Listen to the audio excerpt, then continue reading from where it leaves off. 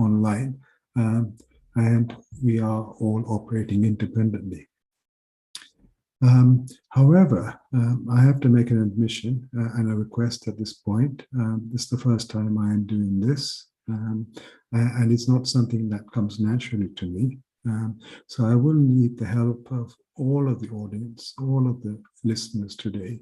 And what will make today really easy is for everyone to listen to the presentations carefully, make notes, or in any other way, think about anything that needs clarification, or feel free to make a suggestion or an addition. These webinars have to be interactive. If it isn't, it becomes a lecture or a speech. And although lectures and speeches are very good, it is one-way traffic.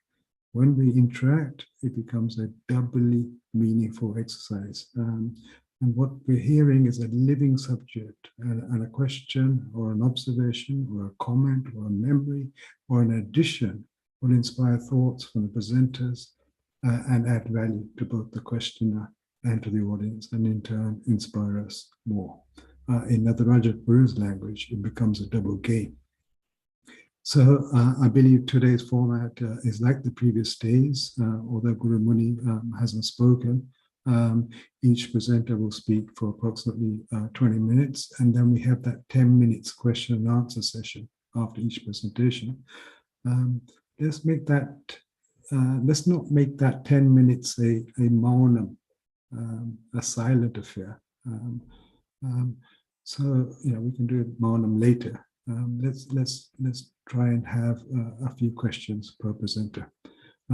So I'm going to come on to the first speaker. I haven't met Jacob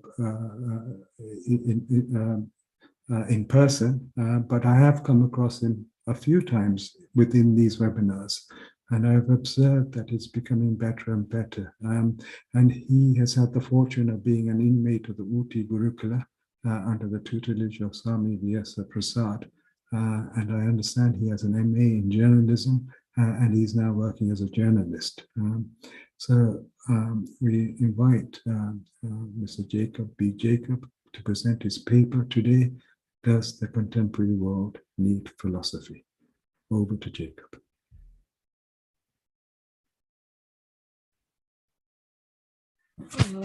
I think Jacob has not reported the room yet. Probably you can go to Tanmaya Swami now and Okay. wait for Jacob. Okay. Okay. Should we take Swami Tanmaya and then your paper after that? We can see if Jacob arrives. So Swami Tanmaya needs no introduction from me. I've already mentioned. I first came across Swami Tanmaya in 2014, and we invited him to London, and he came here and spent 3 months with us. And we started some classes while he was here with us in London. And those classes continued online for 5 years. And we covered a number of books, starting with the Word of the Guru, ending with Nataraja Guru's One World. And I mentioned that,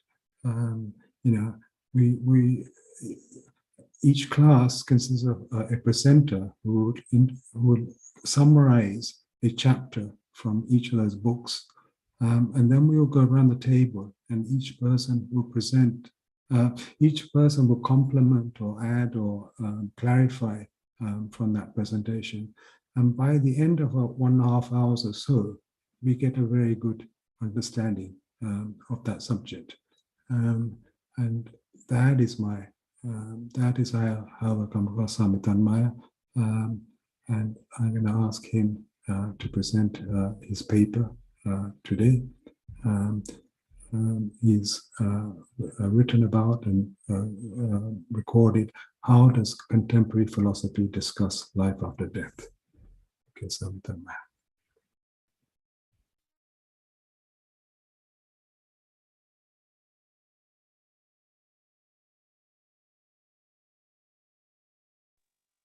Thank you, Sanatji. Am I audible? Yes, you are.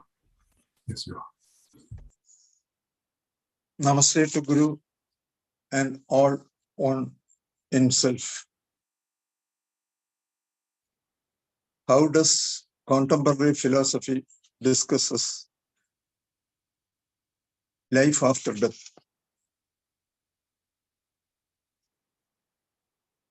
How to know when is a human subject really dead? What are the signs of death that are truly reliable? Recent technological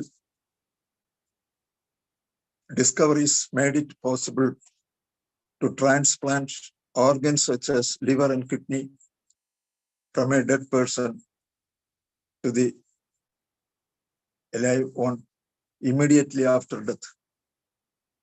The death of a person can be postponed using heart-lung machine also. These problems and remedies made us to think of the brain death. Brain is composed of cerebral cortex, brainstem, and cerebellum. The functions of brainstem includes respiratory and circulatory functions. These functions can be carried out independently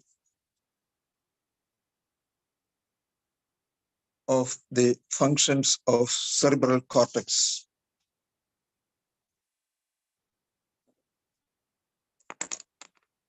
ഒരു മനുഷ്യൻ മരിച്ചു കഴിഞ്ഞാൽ ഉടനെ അദ്ദേഹത്തിന്റെ കരൾ, വൃക്ക തുടങ്ങിയവ മറ്റൊരാൾക്ക് ബന്ധുക്കൾ ദാനം ചെയ്യുന്നുണ്ട്.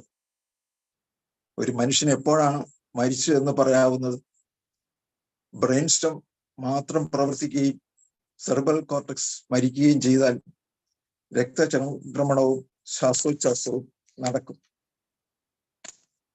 Next we discuss the difference between personal life and biological life. വ്യക്തി ജീവിതവും ജൈവികതയും. A human being would be equivalent of a member of the species Homo sapiens. On the other hand, a person can be defined by the actual exercise of properties such as rationality, consciousness over time, moral conscience, and responsibility for one's actions. No fetus is a person. Severely mentally challenged children or a person suffering from profound dementia or in a vegetative state only are not persons. ഒരു മനുഷ്യൻ ഒരു വ്യക്തിയായി ജീവിക്കുന്ന ആളായിരിക്കണം എന്നില്ല. Homo sapien വിഭാഗത്തിൽപ്പെട്ട അനേകം പേരിൽ ഒരാളാണ് മനുഷ്യൻ. എന്നാൽ വ്യക്തിയാകട്ടെ അനേകം കഴിവുകൾ പ്രകടിപ്പിക്കുന്ന ആളായിരിക്കും. യുക്തിചിന്ത, കാലബോധം, സന്മാർഗ ചിന്ത, സ്വന്തം പ്രവൃത്തികളുടെ ഉത്തരവാദിത്വം ഒരു വ്യക്തിക്ക് ഉണ്ടായിരിക്കും. ഗർഭസ്ഥ ശിശു ഒരു വ്യക്തിയല്ല. മാനസിക വൈകല്യമുള്ള കുട്ടികളും തീവ്രമായ മറവി രോഗം ബാധിച്ച പ്രായമായവരും വ്യക്തികളല്ല, എന്നാൽ മനുഷ്യരാണ്. മരണത്തെപ്പറ്റിയും മരണാനന്തരത്തെപ്പറ്റിയും പഠിക്കുന്ന ശാഖകളാണ് thanatology, eschatology. What is eschatology? Eschatology is the science of transcending the limits of personal life or attaining certain level of perfection within the limits of personal life. The Greek word eschatos means the last. In Christian theology, it means the last judgment and resurrection. This term is used in the particular in a plainer context of spiritual freedom, liberation, happiness, or perfection, whether before death or after. All promises are made by various religions on life after death. Narayana Guru refuses to be brought into any discussion about secondary details of an eschatological nature.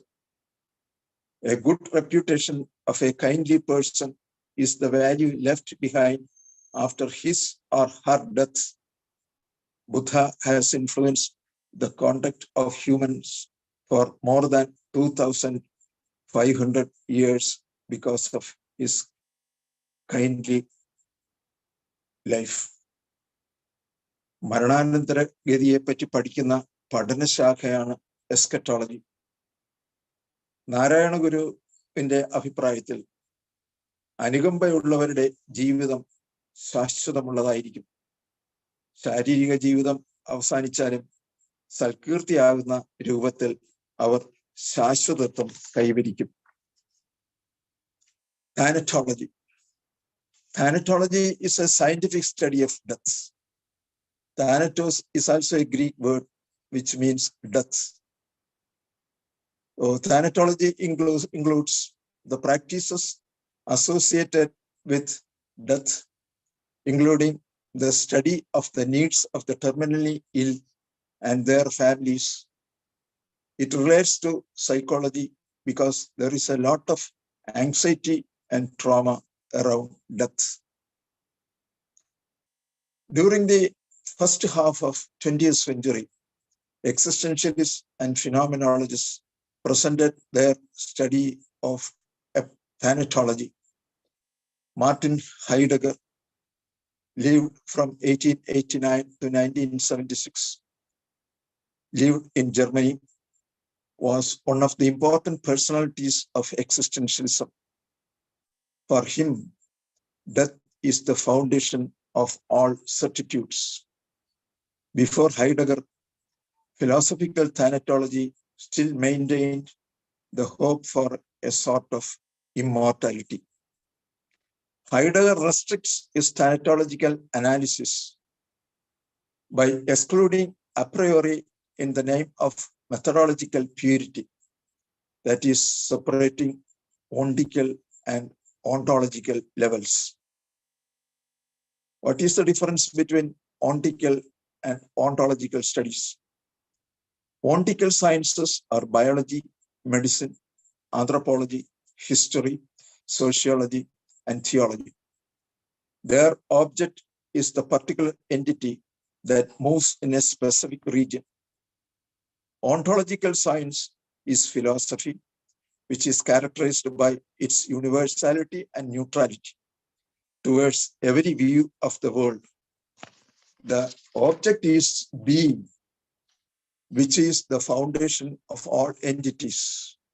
The ontological science is the foundation for the ontical science, while being completely distinct and separate from it. Jean-Paul Sartre, 1905 to 1980, lived in France and presented a form of atheist existentialism. Sartre constructs his own thanatology on the foundation of his ontology of freedom and his anthropology of being for others. Thanatology respects Epicurus, who lived in Greece between BC 341 and BC 270.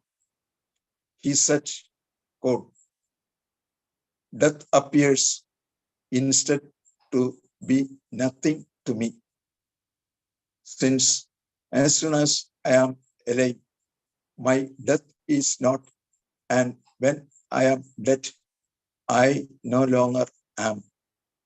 My death is nothing to fear," unquote. Thanatos എന്നാൽ മരണം എന്നാണ് അർത്ഥം. സമകാലീന തത്വചിന്തകർ മരണം എന്ന വിഷയത്തെ പറ്റി പഠിക്കുന്ന ശാസ്ത്രമാണ് താനറ്റോളജി. 20ാം നൂറ്റാണ്ടിന്റെ ആദ്യ പകുതിയിൽ ജീവിച്ചിരുന്ന സത്താവാദികളും പ്രതീത്യ സത്താവാദികളും ആണ് ഈ വിഷയത്തെ തനിമയോടെ അവതരിപ്പിച്ചത്. അതിൽ പ്രധാനികൾ ഹൈഡഗറും സാർത്തറുമാണ്. സദ്വസ്തു വിജ്ഞാനമാണ് മറ്റെല്ലാ സവിശേഷ ശാസ്ത്രങ്ങൾക്കും അടിത്തറയെന്ന് ഹൈഡഗർ അഭിപ്രായപ്പെട്ടു. എപ്പിക്യൂറസ് പറഞ്ഞ വാക്കുകളാണ് താനറ്റോളജിയിൽ പ്രധാനം. അദ്ദേഹം പറഞ്ഞു, മരണം എനിക്കൊരു പ്രശ്നമായി തോന്നിയിട്ടില്ല. കാരണം ഞാൻ ജീവിച്ചിരിക്കുമ്പോൾ എൻ്റെ മരണം എന്താണ് എന്ന് ഞാൻ അറിയുന്നില്ല. എൻ്റെ മരണം സംഭവിക്കുമ്പോൾ അത് അനുഭവിക്കുവാൻ ഞാൻ ഉണ്ടായിരിക്കുകയുമില്ല. അതുകൊണ്ട് ഞാൻ എൻ്റെ മരണത്തെ ഒരിക്കലും ഭയക്കുന്നില്ല. കാൾ ഗുസ്താവ് യുങ് lived between 1875 and 1961. Swiss psychologist. He emphasized the collective character of unconscious. Life after death for him is an interplay of here and hereafter. According to him, most people assume that their lives will have an indefinite continuity beyond the present existence.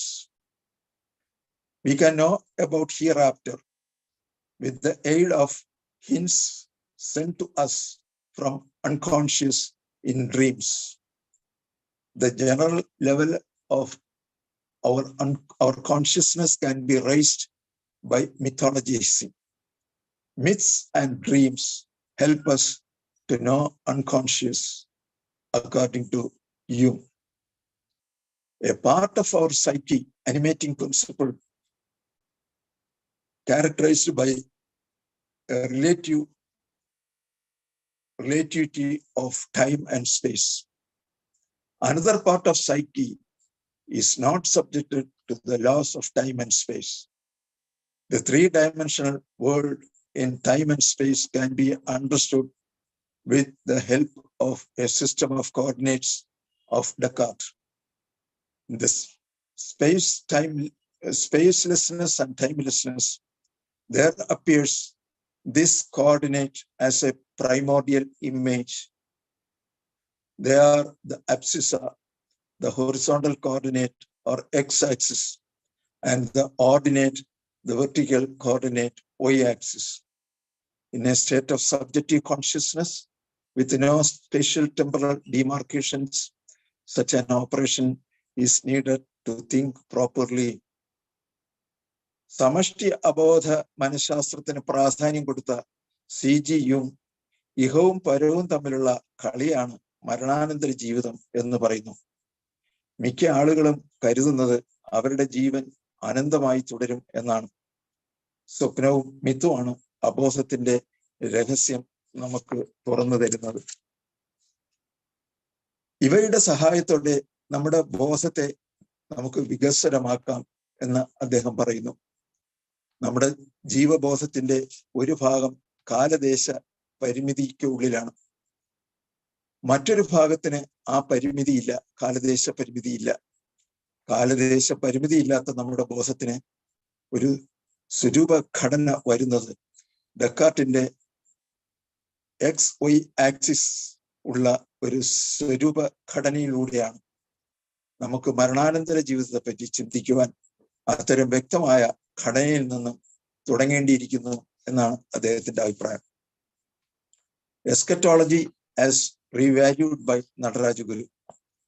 Nadaraj Guru lived from 1895 to 1973.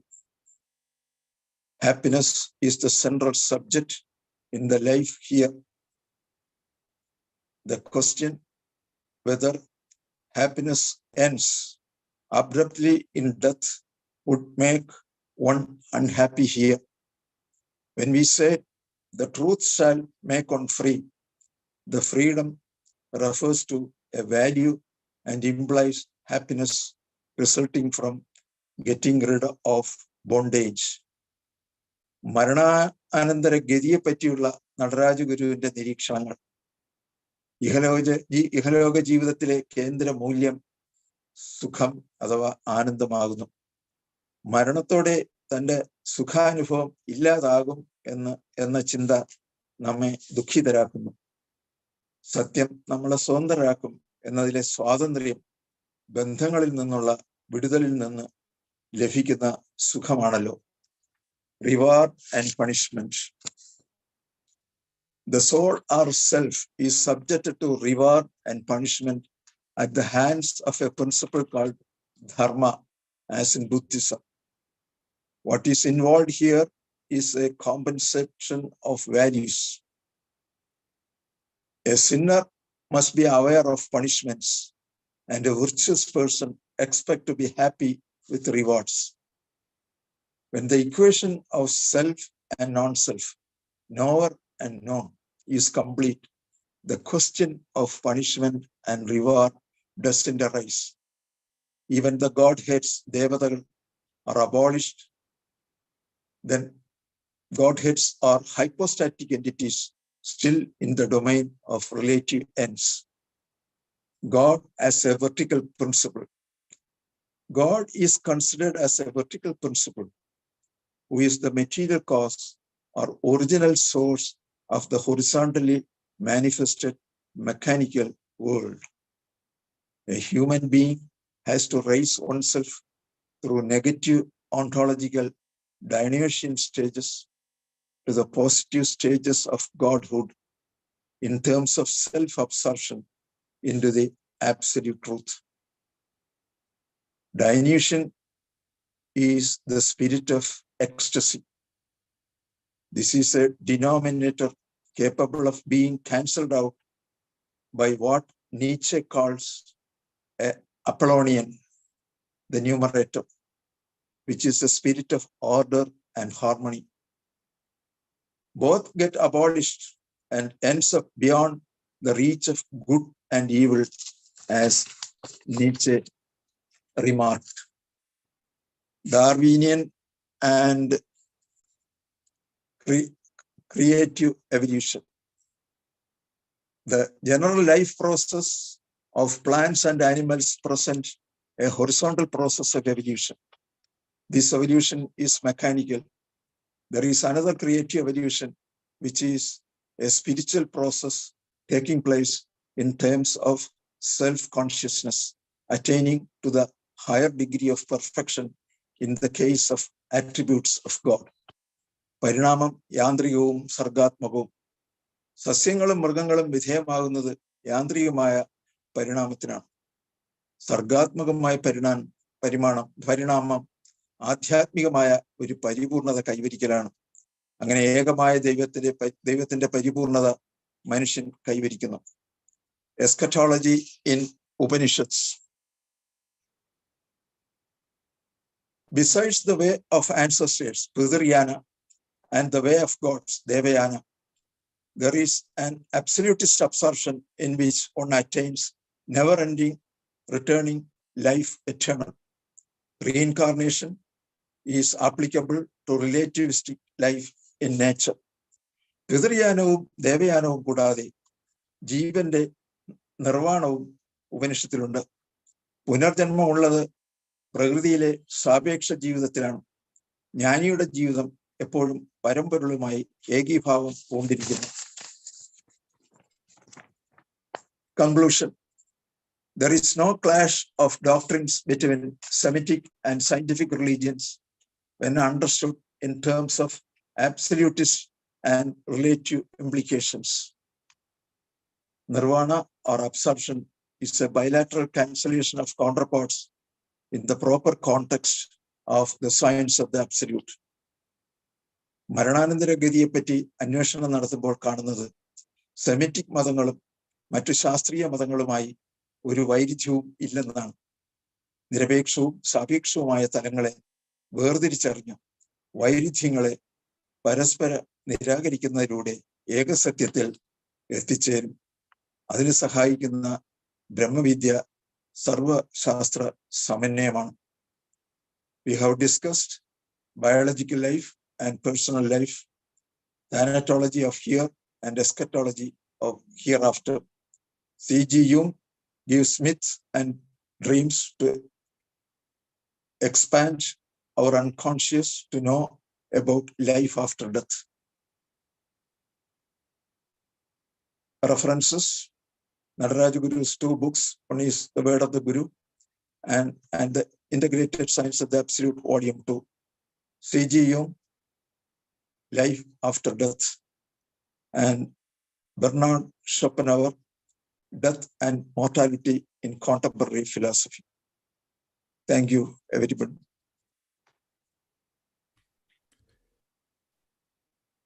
Thank you, Swami Tanmaya.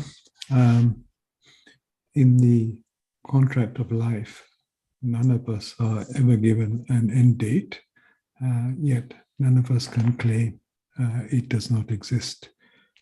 Swami Tanmaya has referenced many philosophers and their perspectives, including that of Nataraja Guru, where happiness is the central subject. In Swami's presentation, the here and now aspect comes across very loud and clear. Does anyone have any questions to raise on this presentation?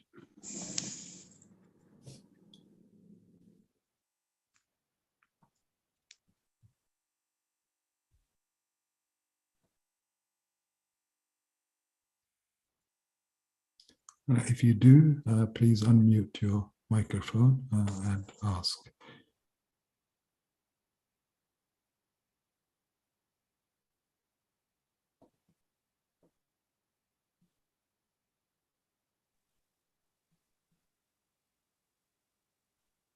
Hello?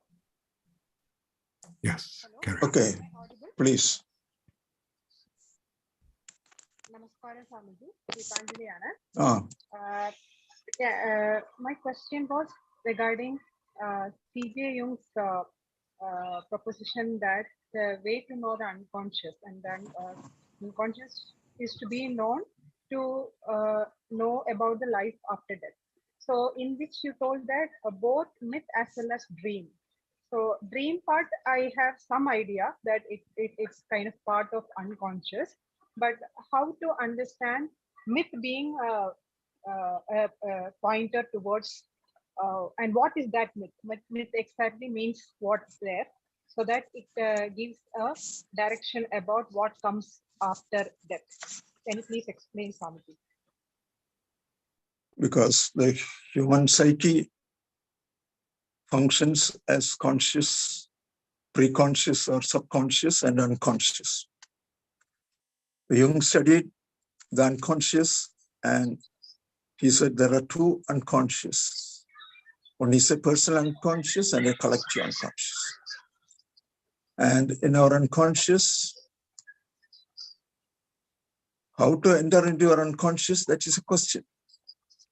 He presents the method of analysis won't help us to know the unconscious. Dreams and wakeful experience can be analyzed to study a person. How can we approach the unconscious? He says it is through myths and symbols. That is through the patterns. Each person's unconscious reflects its own pattern around him. So the myths and stories and the experiences in dreams will help us to know more about unconscious, according to him. And he says, myth is the original science. We were using myths and stories to communicate and to make our unconscious less turbulent through stories and myths. So he says the modern rational intelligent approach cannot be applicable to the unconscious. When you take the structural scheme, the causal body or the unconscious is a vertical negative.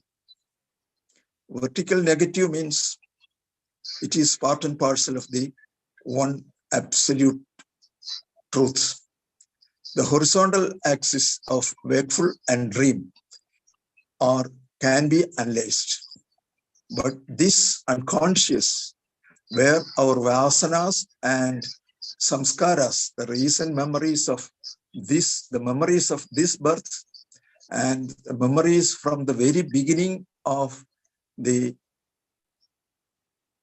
life on this planet or on this universe, is still retained in your and my unconscious or the causal body.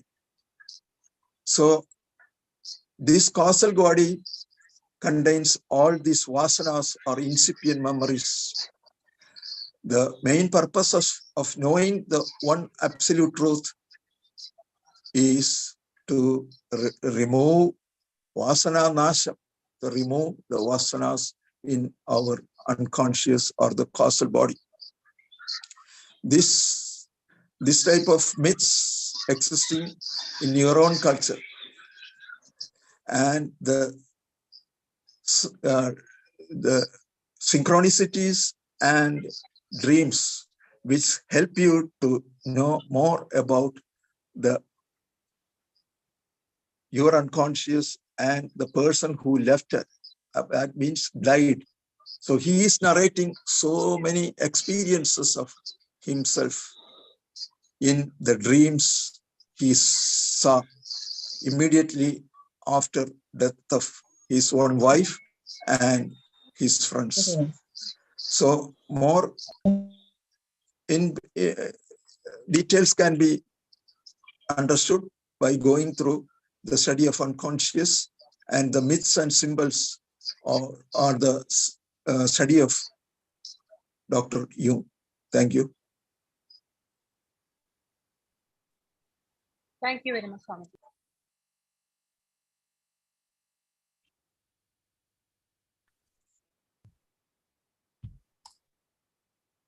Any other questions?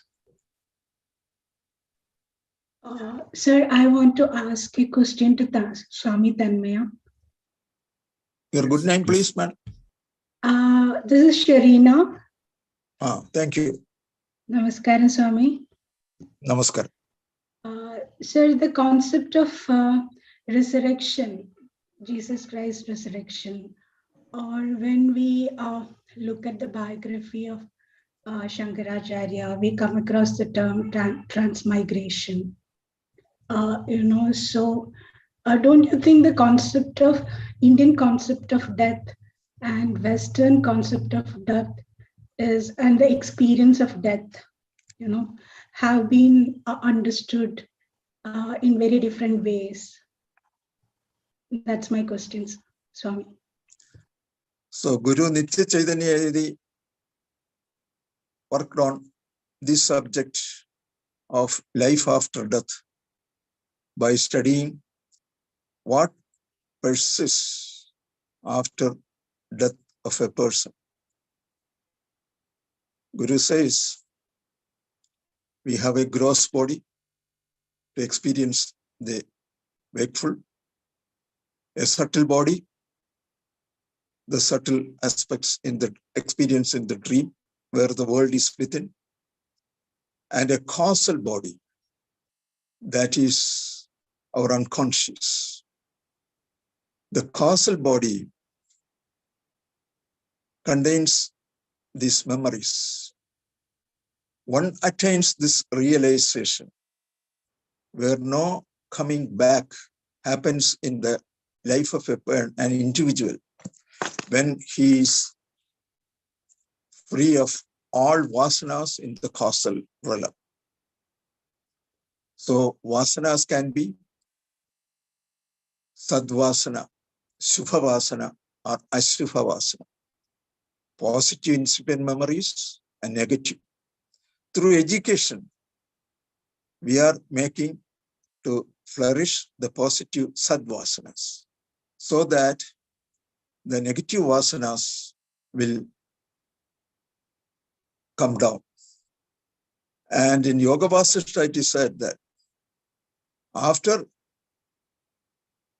making your sadvasanas more, you have to remove both sadvasanas and ashubhavasana and ashubhavasana. Like you are throwing both the pin pricked into your foot and well as the pin used to pick it. So now you have to go to the Nirvana Darsana of Narayana Guru. Their Guru explains the Nirvana and divides it into Shuddha and Ashuddha, pure and impure. The pure Nirvana is without any vasanas. Impure contains vasanas. Nirvana contains vasanas. So a person with vasanas can also will get Nirvana, according to Narayana Guru. The vasanas are embedded in our unconscious through sattva, rajas, and tamas. The pure, clear modality, sattva, the active, passionate modality, rajas, and the inner, dark modality, tamas. According to Guru, the impure vasanas, insipid memories, also can be divided into impure, impure, and impure, pure. In impure, they have all these sattva, rajas, and tamas. In impure, pure, there is only sattva. And Guru Nitya, in the book called An Introduction to Bharatiya Manashastram, Bharatiya Manashastram Amukham, he calls these causal bodies as Linga Sarira. Though when you leave the body, when you live with a minimum or without any vasanas in your causal body, then the question of coming back won't arise. But if there are any vasanas residing as a remnant in your causal body, depends on that quality of that modality, that sattva, rajas, and tamas, you have to continue to live on this, come back to live here in this world. So it is a concept of the Indian, it is an Indian concept of life after death and realization. So a man of wisdom, a jnani, won't see any death or birth. He only see the absolute truths, and he never see that he came to this world and he will die here. But he sees it as only like a wave coming in an ocean and going back and again coming back from the ocean. Both the ocean and waves are one water. So you have to see the specific and generic aspects in this manifested world, and you have to transcend into the absolute truth without a second or without a birth or death. So Narayana Guru, when concludes in the Atma-upadesha, last in the 78th verse, Guru says, neither there is death, nor birth, nor life duration here, nor men or gods or others of that order, all name and form, like a mirage based on desert sands in this thing that stands, nor is it a thing at all with the name, with any content not. Guru says, ഈ മരുഭൂമിയിൽ കാണുന്ന കാനൽ ജലം പോലെ മാത്രമാണ് ഈ നമ്മളുടെ ജനനവും മരണവും നാമരൂപങ്ങളായി കാണുന്നത്. മരുഭൂമിയിൽ കാണുന്ന കാനൽ ജലത്തിന് ദാഹം ശമിപ്പിക്കാനുള്ള മൂല്യമില്ല. പക്ഷെ അത് നമ്മൾ കാണുന്നു, നാമവും രൂപവും, there is a name and form, അതിനകത്തുണ്ട്.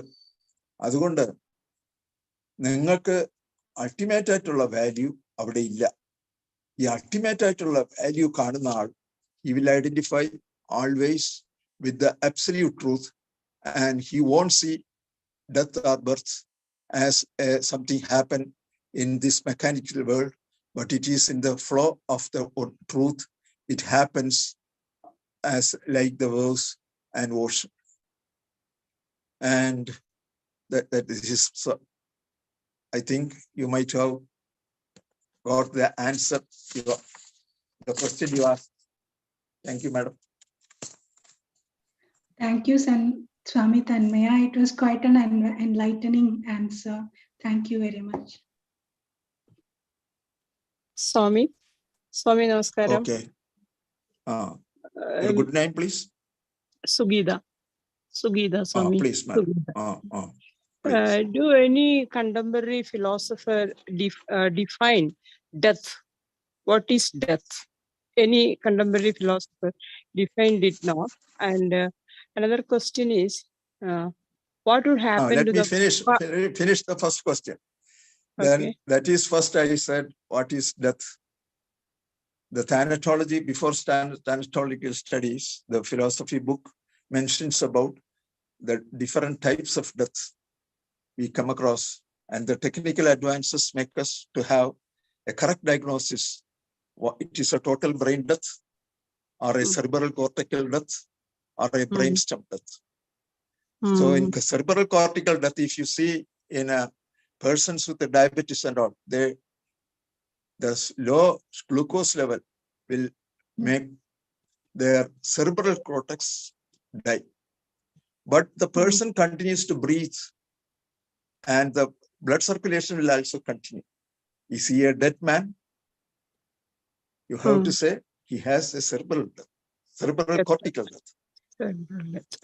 And if you have these vital functions also stop, the total brain is dead, then it is a total brain death.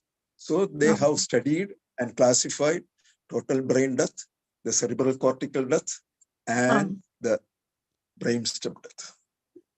Okay, so there is studies. So okay. And what do any contemporary philosopher mention about what would happen to the causal body after death? The causal body is a problem in eschatology. Eschatology deals with life after death. മരണാനന്തര ജീവിതത്തെ പറ്റിയാണ് eschatology പറയുന്നത്. താനറ്റോളജി നേരത്തെ നമ്മുടെ Epicurus പറഞ്ഞ പോലെ മരണം എനിക്കൊരു പ്രശ്നമല്ല. എനിക്ക് മരണമേ ഒരു പ്രശ്നമല്ല. ഹൈഡഗർ ആയാലും സാർത്ര ആയാലും ഈ താനറ്റോളജിസ്റ്റ് they study the here only, the death here only. They won't think of the life after death. രണ്ടാം ലോക മഹായുദ്ധം വന്നപ്പോ അന്നത്തെ ആ മനുഷ്യന് വിലയില്ലാത്തതിന്റെ ഒരു സമയത്താണ് ഈ എക്സിസ്റ്റൻഷ്യലിസവും ഫിനോമിനോളജിയൊക്കെ ഇവിടെ ശക്തമാകുന്നത്. ദൈവത്തിന്റെ പേരും പറഞ്ഞ് എസൻസിന് പ്രാധാന്യം കൊടുത്തു കഴിഞ്ഞു. ഇവിടെ മനുഷ്യന് ഇന്ന് എത്ര പേരാണ് അവിടെ ഈ യുക്രൈൻ വാറിൽ ചേർത്തുകൊണ്ട്, എന്നിട്ട് വളരെ ദൈവത്തിനെ എല്ലാവരും വിളിച്ച് ആരാധിക്കുകയും ചെയ്യും. എന്നിട്ട് മനുഷ്യൻ ഈ ക്രൂരത ചെയ്യുന്ന മനുഷ്യന്റെ സത്തയ്ക്കാണ് പ്രാധാന്യം, അല്ലാതെ ഈ സൂക്ഷ്മമായിരിക്കുന്ന തലങ്ങൾ. അവിടെ ഒരു ലൈഫ് ആഫ്റ്റർ ഡെത്തിനെ ഇവിടെ thanatology is only a study of death only, nothing after death as Epicurus. Okay, ma'am. Thank you for your questions. Thank you, Swami.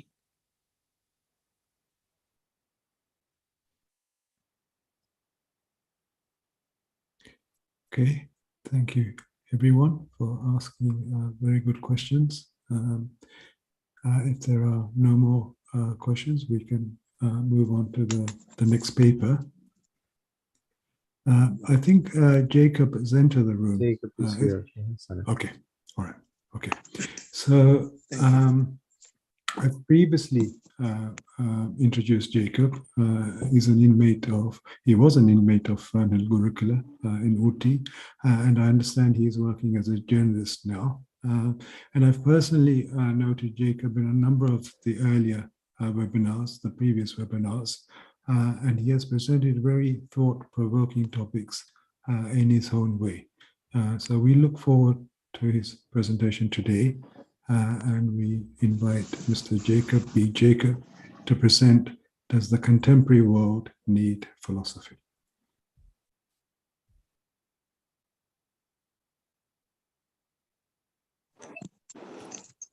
Hello. Yeah, it's audible. Yes, it is. Yeah. Hi. Good evening to all. So, I would like to start my presentation. My topic is does contemporary world need philosophy?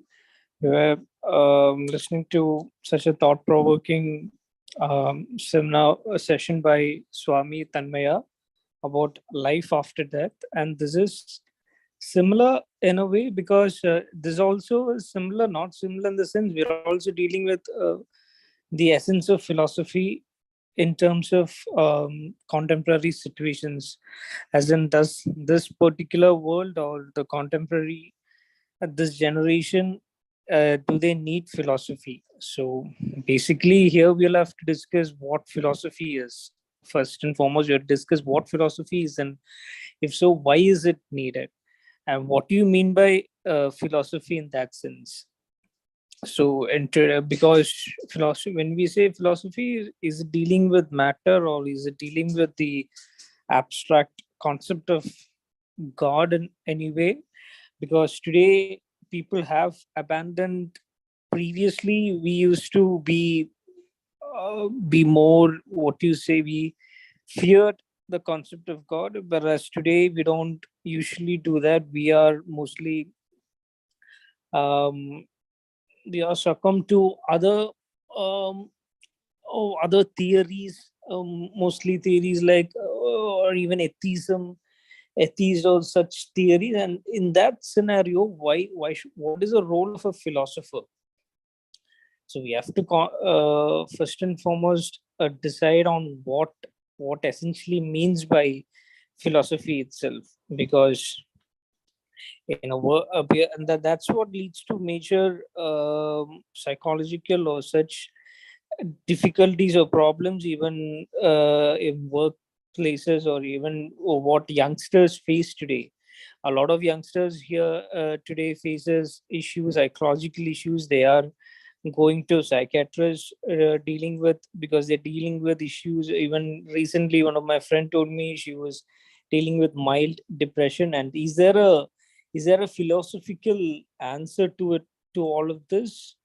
And when we say there is, because even psychology comes under the vast branch of philosophy itself, because that too, when you say psychology itself, even from Vedantic parlance, it is the self, the one and only self that gets multiplied and you know gets split into different human beings. It's basically the one self itself, and then we are dealing with that particular self itself. So in that sense, it is more, rather than addressing such issues as psychological, it's better to address them from a philosophical point of view, which gives you more happiness in life, which gives you a sort of feeling of compassion and togetherness. And how to go about is something that experts have to say. And that too, we have to decide on what kind of philosophy are we to introduce to the modern world. What philosophy is acceptable today? We can't go on saying ancient or traditional, sort of some way too conservative. People won't necessarily tend to accept such philosophy. But so what kind of philosophy should be incorporated into the modern world should be addressed. And in that sense, I had written this article, this particular article also. And that article will talk about the essence of being in the moment, which is today acceptable to a lot of people. And maybe because a lot of people in youngsters speak about how it's important to have, be around with your colleagues, your friends, be hang out and don't just keep worrying about stuff. When you look at it, youngsters especially nowadays don't really, I don't think they worry a lot like how maybe the generation before is used to. So in that sense, it's very, because there's more flexibility, and that is part of this philosophy, Tanmay Swami was saying how existentialism came about after the war, and now we have a war, but more than that, we were traumatized by a pandemic, and then we are recovering from that. In that sense, we too have a different perspective, a different approach to life, which is essential, and that needs to be what do you say, that needs to be broadened out again. And in that sense, the philosophy of being in the moment, it's very essential for today's generation,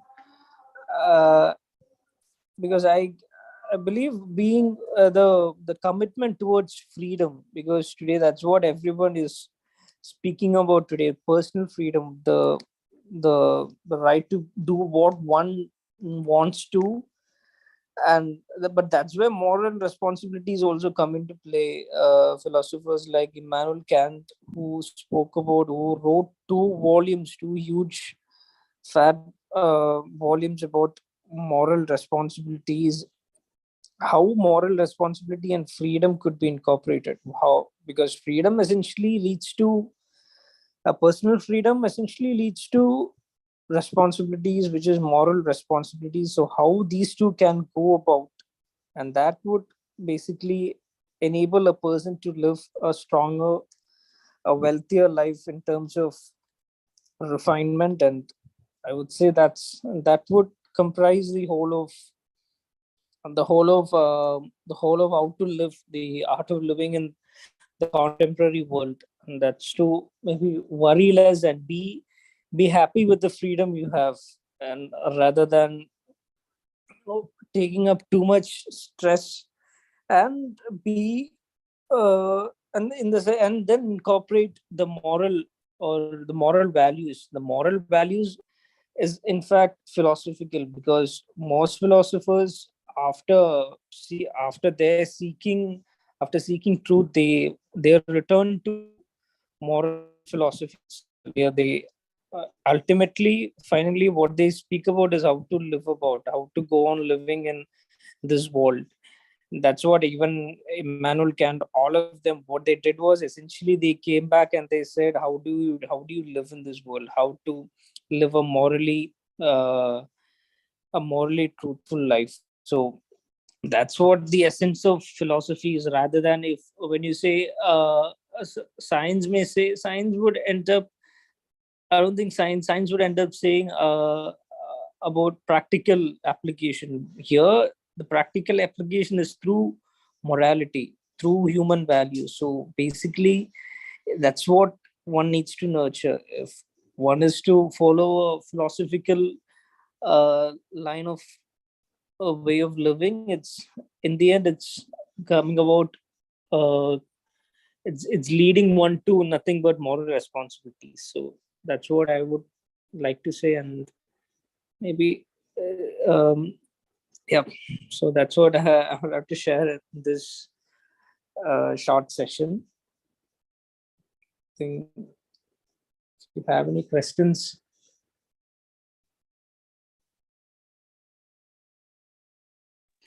So thank you, Jacob. Yeah. Again, does anyone have any clarifications, suggestions, comments, questions to put to Jacob on this presentation?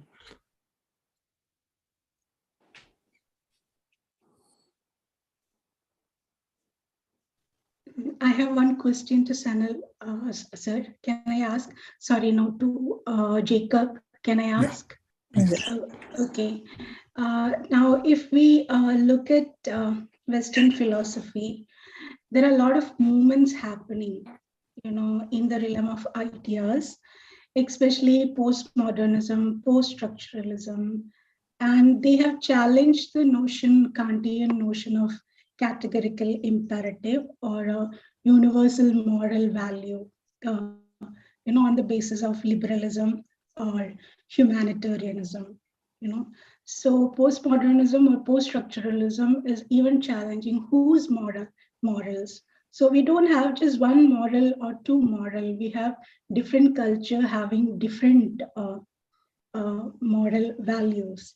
So how can we actually say that, philosophy is thinking about the challenges? I think these new movements are really posing challenge to this kind of philosophical understanding that a human society should be governed on the basis of certain morals.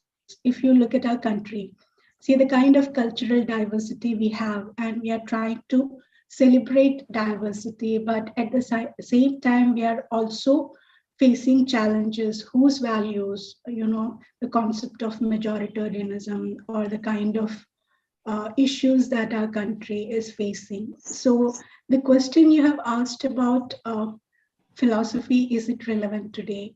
I would say yes, if we can see through the lenses of Narayana Guru. He really gives an answer to these questions about ethics, and morals, so we shouldn't be hurting others. And what is moral value to us, should be, applicable to the other also, the ethical other, or the concept of other is coming up prominently in Western philosophy. So more and more, the philosophy is going towards perspectivism, I think. And even this is a challenge to Nataraja Guru's idea of unity philosophy also. And that is the beauty about it, Nataraja Guru, when we read, we can actually see the relevance of his philosophy in contemporary times. Okay, that's it. Thank you.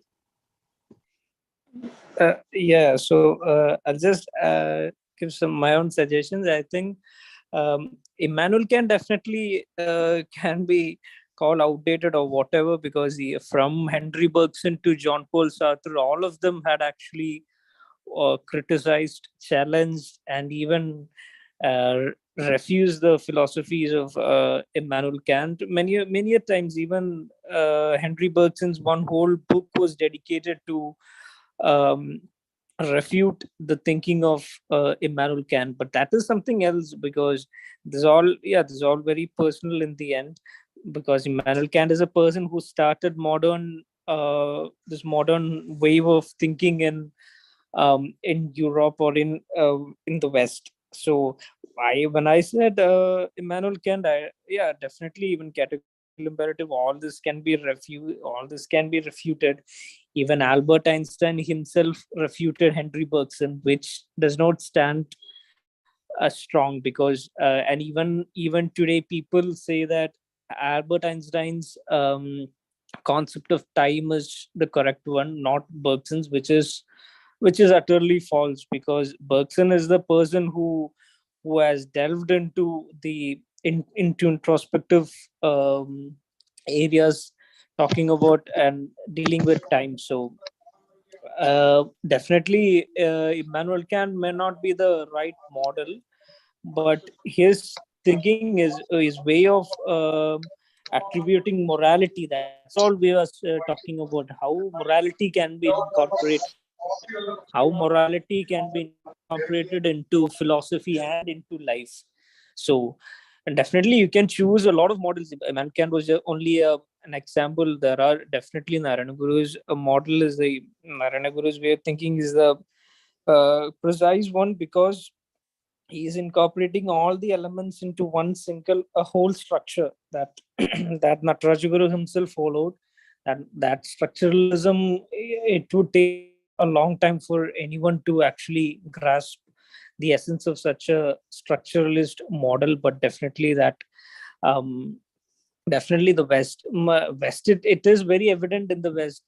One person comes, they will introduce their own personal philosophy, somebody else comes and then they would refute it. But that doesn't happen in Eastern philosophy, which Guru Muninarayana Prasad during the last webinar had clearly mentioned about this. Here it's more like an expansion from a core. This is here philosophy is more like an expansion. Nobody refutes anyone, but expands from what another person said. It's more like it's more like a running race. One person starts running, the other person follows him. nobody refutes here. So maybe, yeah, definitely in that sense, definitely we should incorporate the Eastern way of thinking rather than going about what the West, what the philosophy in the West said, because definitely the concept of other also is negated here in the East. But that's not entirely true. There are certain individuals in the West as well who have definitely negated it. Philosophers like Martin Heidegger. So again, we don't have to. There is no when we say, when we negate it, there is neither West nor East in that sense. So yeah, that's about it. Thank you, Jacob, for this engaging answer and reply. Thank you.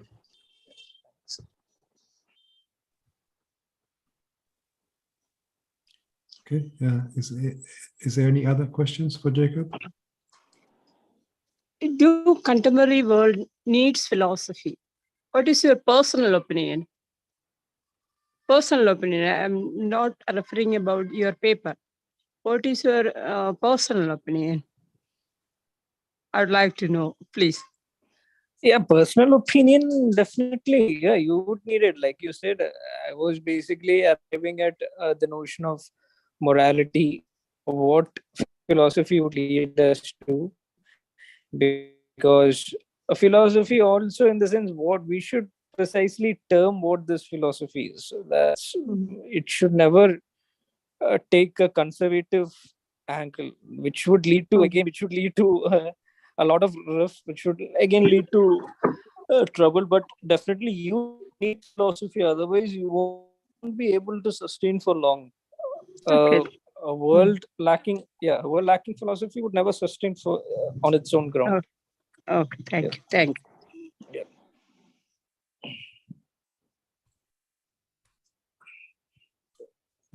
So Jacob has questioned philosophy in the modern context and whether it's acceptable to follow philosophy for the sake of philosophy. There's a common theme between your paper, Jacob, and Sami Tanmel's paper. Philosophy is for the here and now. We are using modern technology right now to connect us all from different spaces in this world. And in the choice of technology, we choose the most appropriate one for what we want to achieve. And Sami Tanmay has mentioned the Ukraine war, which is happening in the here and now. I imagine philosophy will need to make a contribution to that. I don't see politics helping right now. So if there's no other questions for Jacob, we can move on to the third paper and thank Jacob and all the people who've asked questions. Okay, so thank you, Jacob. So we're going to move on to the final paper now. When the pandemic occurred, the world discovered Zoom. And we were all happy that the Narayana Gurukula also embraced this technology and did not break the seminars and go online to continue with these webinar series. And it was at that time we all got to learn about Rejoice, how he so capably navigated the online world, moderated and presented. That is a formidable and unique quality set. So Rejoice is well known to the audience of this webinar. His paper is on the One World Government of Nataraja Guru.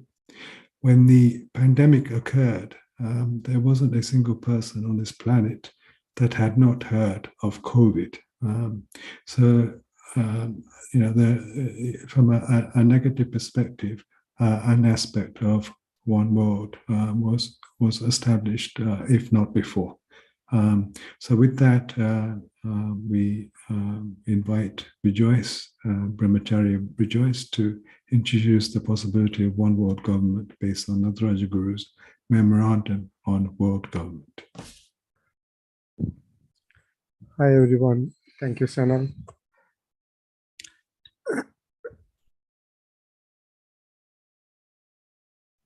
Yeah, the topic for today's discussion is the possibility of a world government on the basis of a Memorandum on World Government written by Nataraja Guru.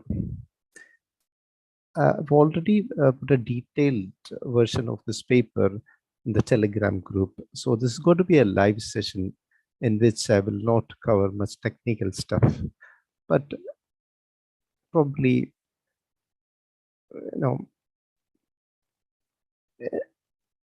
I'll describe all these things in line with the contemporary happenings in the world today. So I would like to begin this lecture with an interesting incident that took place in the early 1950s at the Prime Minister's office in New Delhi. Prime Minister Jawaharlal Nehru and Mr. Gary Davis, a close disciple of Nataraja Guru, were key figures in this incident. I'm not going into the details of the conversation between Mr. Nehru and Mr. Davis, but only giving a summary of what has happened there. Mr. Gary Davis enters Nehru's room, the PM's room. He claims to have traveled from the United States to India with a passport, with a world passport, authorized and signed by Nataraja Guru himself. He even claimed that the visa to India on his passport was not issued by the Indian embassy, but he did it by himself. Gary even offered Nehru a world passport with a picture of Nehru fixed on it and signed by Nataraja Guru. Gary described the world government's basic principles to Nehru as one world and one mankind. In response, Nehru stated that the principles are very good. Then he said it is a difficult task and asked Davis to check the difficulties he and his team were experiencing in uniting all small states into the federal India.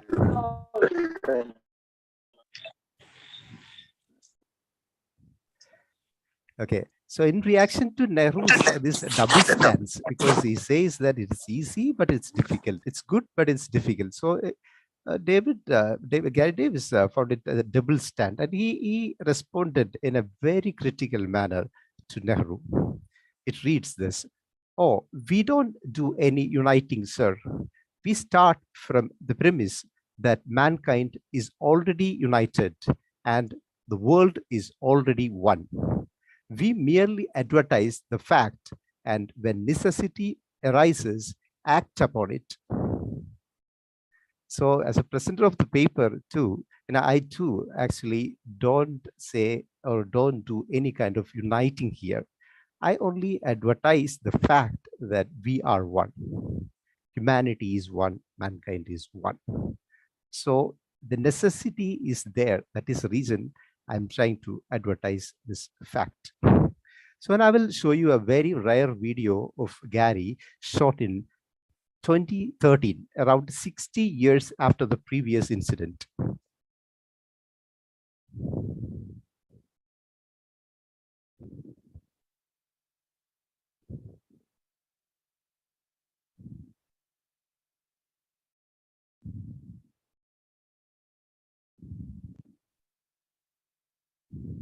With me here, world citizen number 1, Gary Davis, and WSA's president, David Gallup. We're going to be discussing the frequently asked questions of world government and world citizenship. We have a bunch of questions set up. Hopefully this will be a series, and we'll get to a lot of the questions that aren't covered in today's chat. So first, I'd like to start off with the world government philosophy, and Gary, if you don't mind, I'll ask you, what is a world citizen and what does it mean to be a world citizen? Well, these are big questions, and I think I can do no better than to start off with a quote from my teacher, Guru Nataraja, which got his telephone there ringing. Anyway, Guru Nataraja makes a quotation in his memorandum on world government, and it's very succinct. Humanity is one. Humanity is one. And he says this is the a priori given basis of the world government outlined in this memorandum. The recognition of the unity and solidarity of humankind follows from the correct application of the scientific or unitive approach to the problems of humanity. Just as belief in many gods is incorrect, so when humanity is considered relativistically as consisting of closed groups, however big or justified in the name of power or practicability, such a view violates this first and fundamental principle of the indivisible unity of humankind.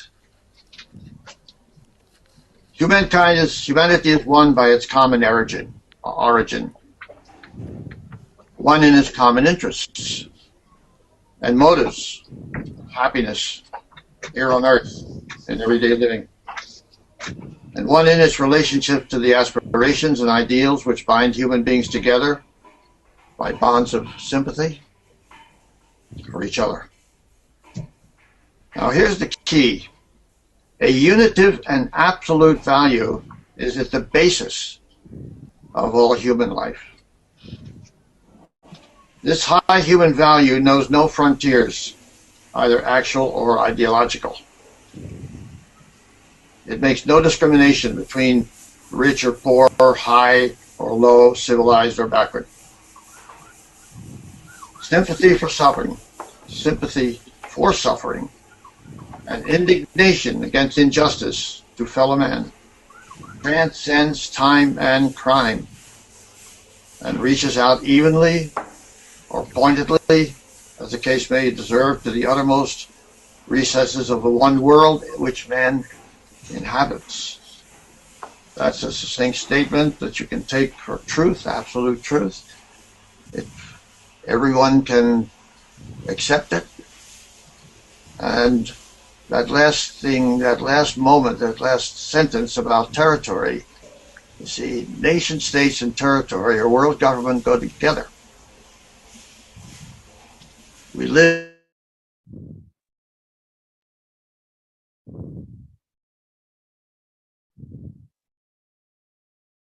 So it was the same year that Gary died at the age of 91. And you can see Gary in this video repeating the same sentences he told Nehru in his office in New Delhi back in 1950s. So after listening to all this, you must be wondering, was Gary successful in making the world government possible? As Gary stated in the video, these are big questions. In order to answer them, we need to look into the other types of one world proposals that exist in the world's current geopolitical spectrum. Because the world government Natarajaguru and Gary imagined was completely different from the many existing proposals we see today. World government is no longer a foreign concept these days. Many people consider the possibilities of a world government that follows the single laws, the single currency, single leader, and so on. Even they believe that borders between countries will be largely removed and that everyone will become global citizens. They also believe that such noble functioning of the world will eliminate discriminations such as strong or weak economies, white men and black men, East or West, Oriental and Occidental, and so on. As a result, they think we will be able to say goodbye to the series of world wars as well. The supporters initially believed the UN could gradually turn into a world government. However, we see the UN acting as a proxy for powerful nations, when recent wars erupted in Ukraine, the UN was merely a dummy witness. Some others believe that continents should first develop their regional governments. The European Union is cited as a model for such developments. However, current events show that United Kingdom has officially left the European Union on Jan or Feb 2021. It is one of the powerful nations in the European Union.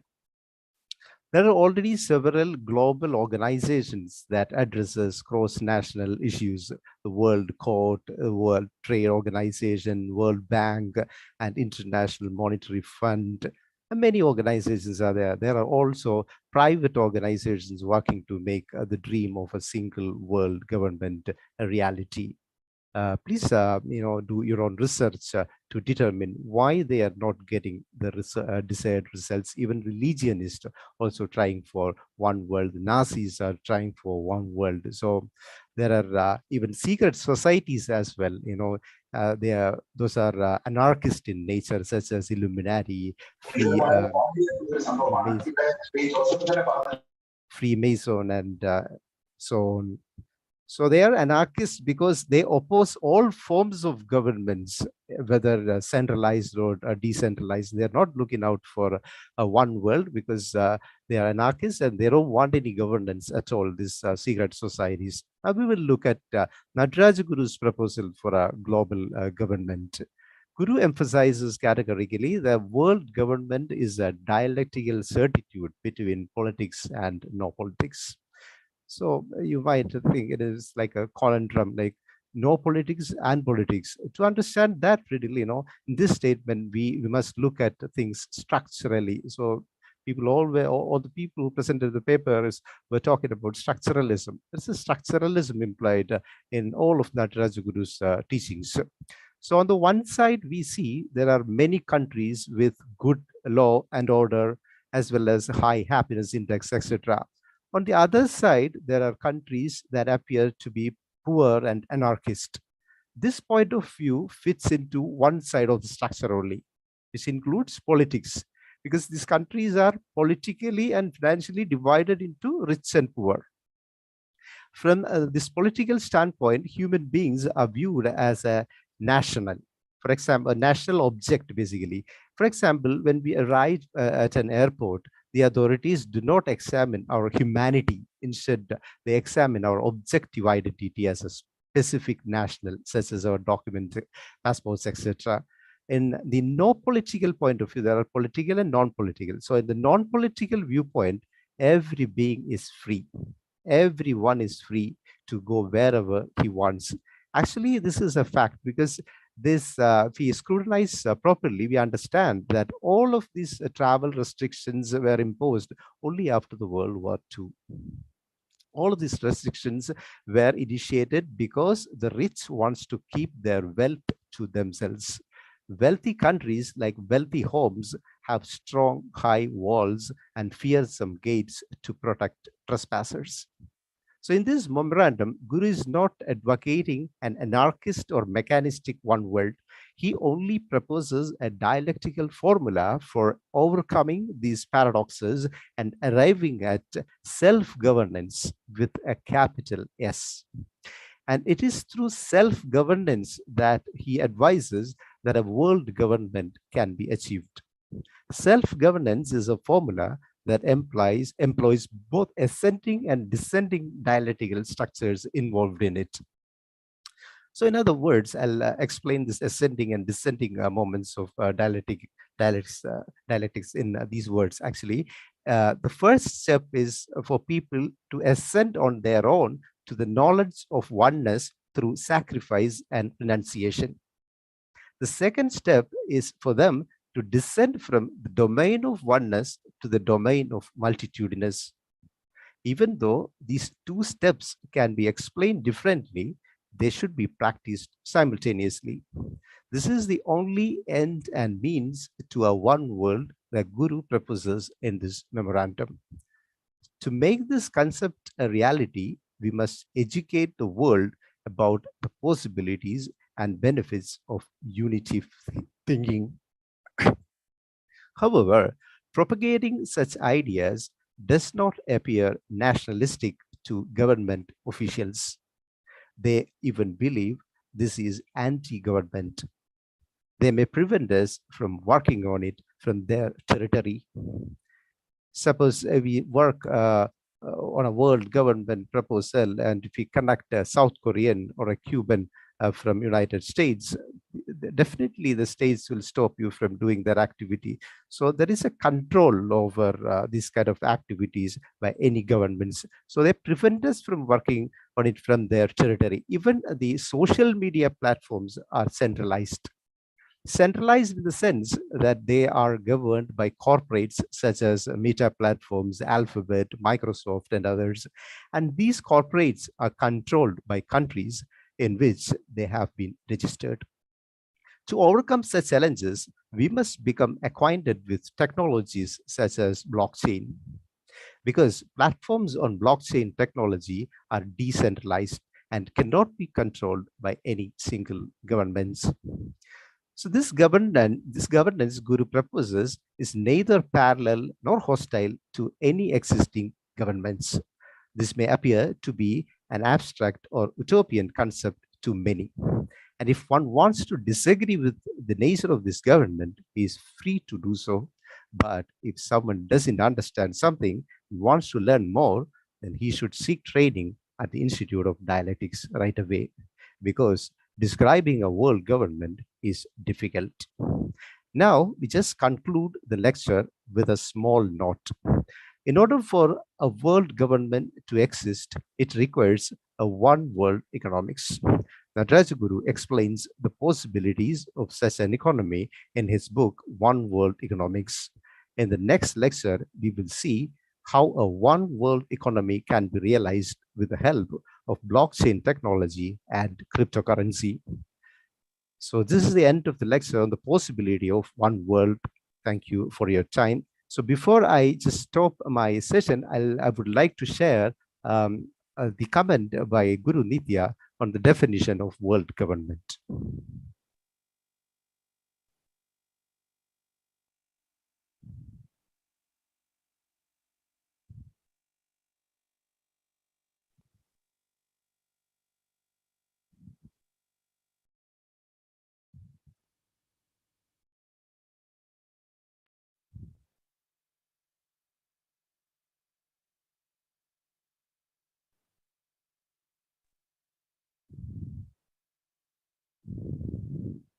So may I read it, please.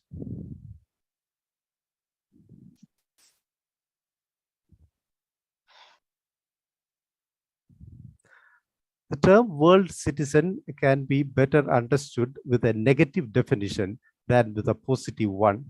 If a citizen of a state with political frontiers is expected to pay allegiance to the government of the state to which he or she belongs, and is expected to take arms against aliens who might invade the territory of the state, a world citizen recognizes the entire world as one state and in principle does not recognize any member of one's own species as an alien to the world community to which one belongs. Such a person recognizes the earth as one's sustaining parent, the innate, inviolable laws of nature as one's protector, all sentient beings as one's brothers, sisters, and kin, and the world without frontiers as one's home. The world citizen's allegiance is to the foundation of truth, the universality of knowledge, and the fundamental ground of all values. Thank you. Thank you, Sam. Thank you, Bijoy. So Bijoy has reminded us the concept of one world government. That the Rajaguru ever so coincidentally met Gary Davis on a ship in the middle of the Atlantic Ocean all those years ago. And the video clip that Bijoy has shared from 9 years ago with Gary speaking reminds us of the tremendous impact of Natarajaguru on Gary Davis. Joyce has also reminded us of the loss of freedom post the Second World War, which helps the rich to keep the wealth to themselves. And to be fair to Joyce, you already invited a interactive session, questions and queries on this. So please ask your questions.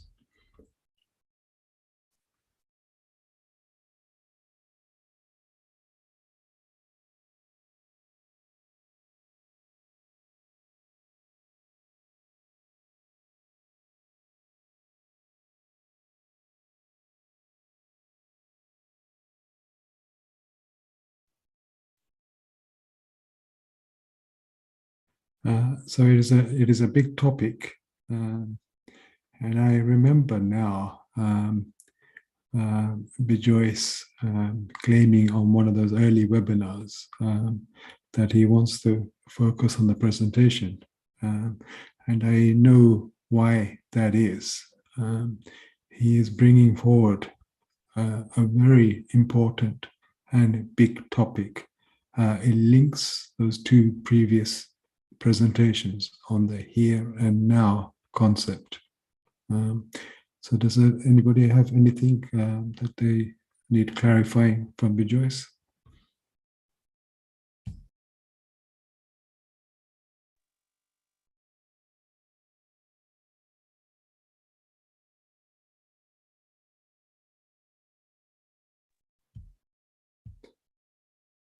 I have a question to you, Joyce. In the current world situation, with the ongoing Ukraine war and its ability to become a worldwide threat, and also from a climate perspective, the threat that exists to the world. What are your thoughts, Joyce, on how a one world government can help with that? Yeah, definitely. This, actually, how we need to contemplate on how the war has started. It's all started from the Cold War time. You have to contemplate from the beginning of the Cold War period. So this war is not an instant occurrence between Russia and Ukraine. This has started from the period, the USSR and NATO conflict, but the USSR is no longer exist. So the significance of NATO does not exist at all. Then I always think about why NATO is existing, since it was an organization that came against USSR, and USSR is no longer existing, and why NATO is existing and extending towards the Russian border. So I'm not backing Putin, but the thing is, NATO should rethink, and the Ukraine's stand in this war is foolish, because Ukraine did not have a proper leader, an experienced leader. He should not have taken sides. He should have taken a neutral stand. So if he had taken a neutral stand, that country would have been so prosperous, like Switzerland or some other country, because the country would have been backed by both United States and US. So now, I have no take on what will happen to the climate, or what is the world government sets. As a world government person, if I would have mediated the problem, I would have definitely asked Ukraine to be neutral. That's my stand on this, Mr. Sanar. Okay. Thank you, Joyce.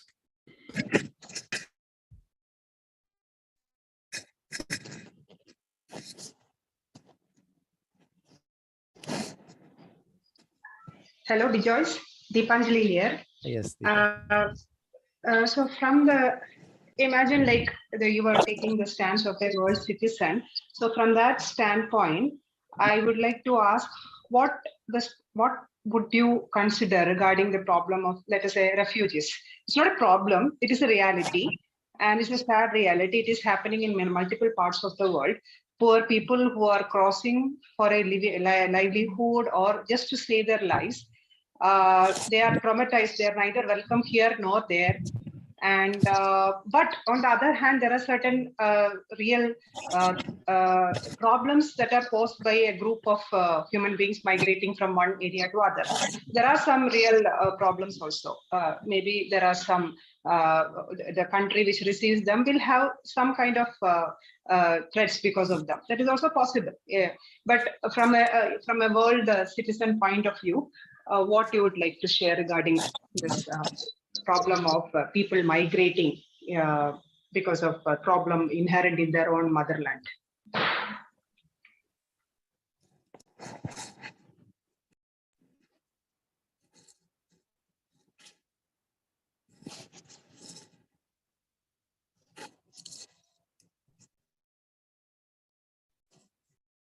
Joyce, you're muted.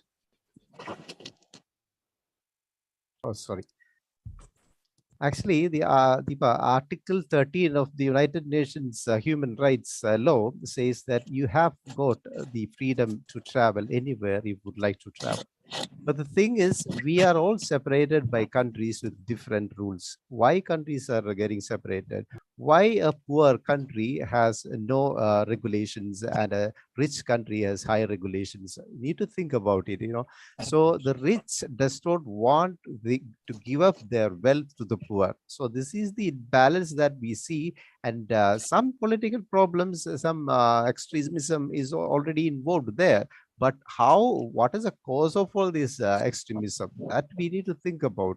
All this happened due to this weapon business and what is that? All these trade, corporate struggle. This what is that? This imbalance in economy has happened, and this is why the extremism is taking place in such countries. So we need to think it from the grassroots level.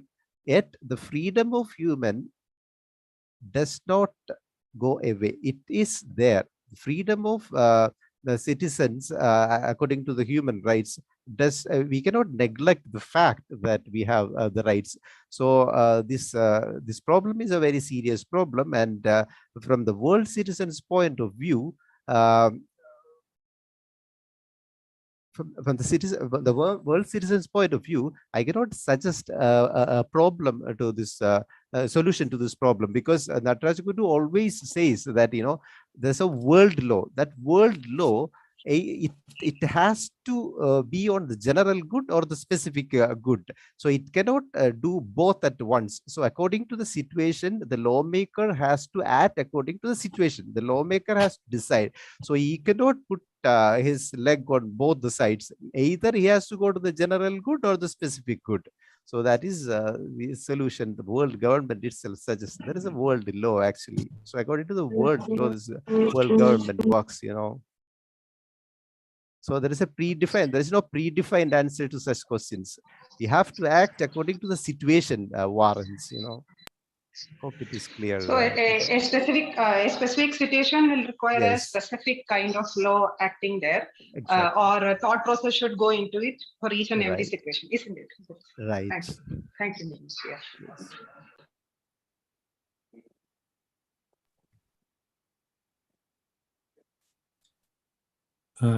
So if there's no other questions, shall we conclude, Bijoyce? Yeah, sure. If I don't have any questions, then I can conclude, Sanal. Okay, so thank you for everyone for attending. Thank you to all the presenters, and thank you for your participation. And I'm going to hand over back to Bijoyce now. Yeah.